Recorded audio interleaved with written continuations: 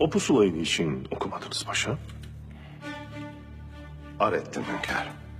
Niçin? Hünkârım, meczubun biri sizin ona borcunuzun olduğunu söylüyor. Saraya kadar çağırttık, bir miktarda para verdik, lakin gitmedi. Nerede kendisi? Burada hünkârım. İçeri alınız. Emredersiniz. Veysel Efendi'yi çağırın evladım.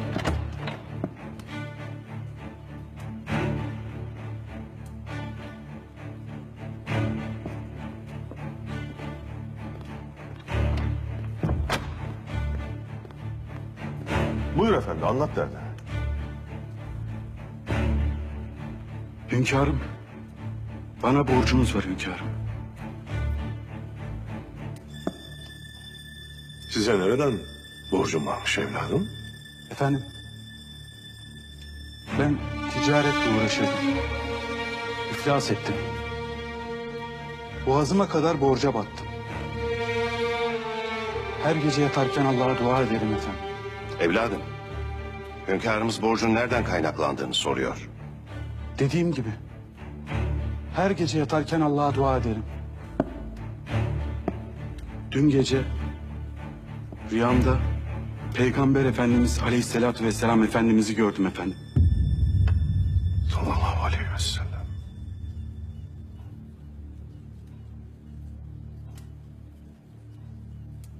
Bana dedi ki, Hamidimize söyle, her gece getirdiği salat, selam ve zikri dün gece getirmeyi unuttu. Git ihtiyacın olanı ondan iste dedi efendim.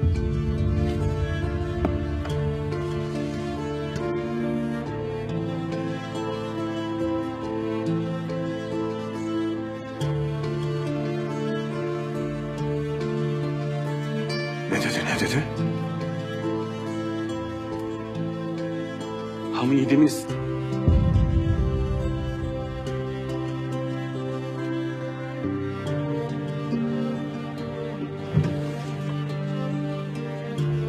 Al evladım.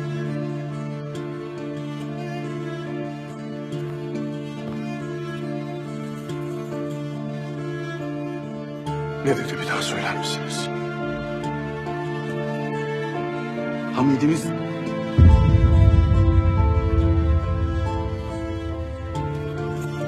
Al evladım.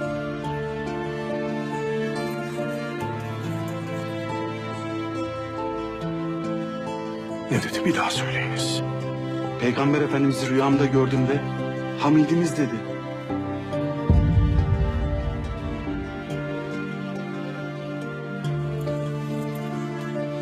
Al.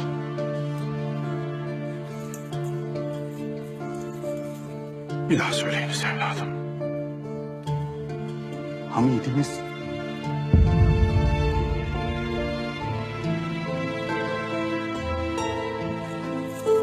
Al evladım. Evladım, aldıklarınız yetmedi mi? yetti paşam. Borçlarımı hemen ödeyeceğim.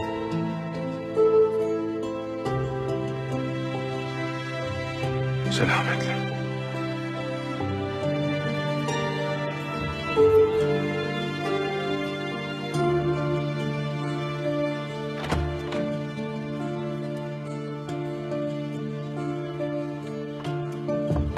Hünkârım.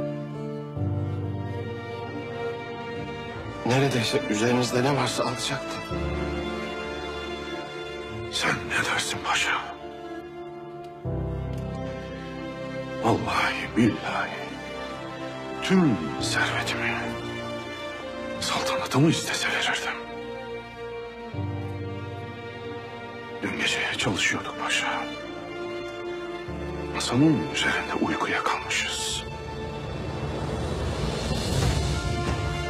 Salavatı unutmuşuz. Halt ettik paşa. Allah affetsin.